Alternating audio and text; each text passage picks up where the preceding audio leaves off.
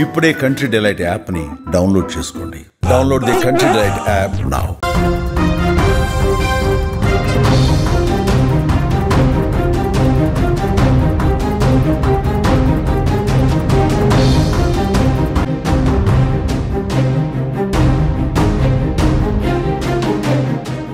ఆంధ్రప్రదేశ్ రాజకీయాలను హీటెక్కించే వార్త ఇదని చెప్పుకోవచ్చు. కూటమి ప్రభుత్వం టార్గెట్ లో ఉన్న మాజీ మంత్రి కొడాలి నానికి బిగ్ షాక్ తగిలినట్లయింది. దేశం విడిచి వెళ్లకుండా లుకౌట్ నోటీసులు జారీ అయ్యాయి. కూటమి ప్రభుత్వం అధికారంలోకి వచ్చాక కొడాలి నానిపై పలు కేసులు కూడా నమోదయ్యాయి. వాటిపై విజిలెన్స్ విచారణ అయితే కొనసాగుతోంది. ఈ మేరకు కొడాలిపై నిఘా ఉంచాలని టీడీపీ రాష్ట్ర కార్యనిర్వాహక కార్యదర్శి కనకపర్తి శ్రీనివాసరావు రాష్ట్ర డీజీపీకి ఫిర్యాదు చేశారు. కొడాలి నాని విదేశాలకు వెళ్లకుండా నిరోధించాలని, తక్షణమే ఆయన పాస్పోర్టును స్వాధీనం చేసుకోవాలని ఫిర్యాదులో కోరారు. టీడీపీ ఫిర్యాదును పరిగణలోనికి తీసుకున్న ఉన్నతాధికారుల ఆదేశాల మేరకు కొడాలి నానిపై కృష్ణా జిల్లా ఎస్పీ గంగాధర్ లుకౌట్ నోటీసులు జారీ చేసినట్లుగా తెలుస్తోంది.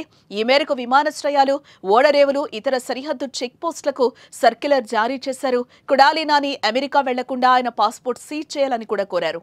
దీనిపై కృష్ణా జిల్లా ఎస్పీ ఆర్ గంగాధర్ రావు ప్రస్తుతం పరిశీలన చేస్తున్నట్లుగా సమాచారం. కొడాలి నానికి రాష్ట్రంలో పాస్పోర్టు లేనట్లుగా సమాచారం. అయితే హైదరాబాద్ చిరునామాతో పాస్పోర్ట్ ను పొంది ఉంటారని అనుమానిస్తున్నారు.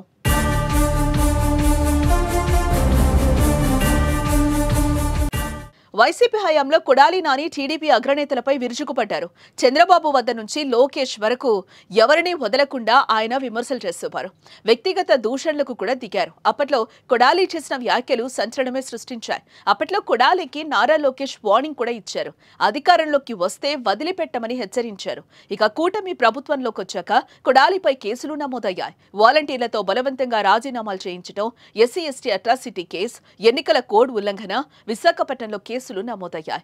ఈ కేసులకు సంబంధించి నాని ముందస్తు బెయిల్ పొందారు. తాజాగా గుడివాడ మండలం మల్లాయిపాలెం జగనన్న కాలనీకి మెరక పేరుతో కోట్లు దోపిడీ చేసిన వ్యవహారంలో నమోదైన కేసులో నానిపై దర్యాప్తు కొనసాగుతోంది.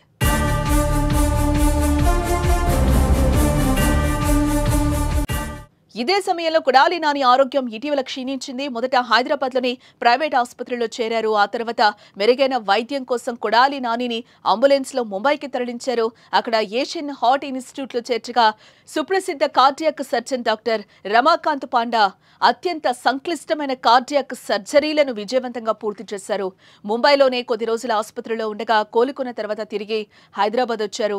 అయితే ఇప్పుడు మరింత మెరుగైన వైద్యం కోసం అమెరికాకు వెళ్తున్నారనే వార్తలు వస్తున్న నేపథ్యంలో లుకౌట్ నోటీసులు జారీ చేయడం ఇప్పుడు చర్చనీయాంశమైంది. మరి దీనిపై కొడాలి నానితో పాటు వైసీపీ నేతల రియాక్షన్ ఏంటో చూడాలి.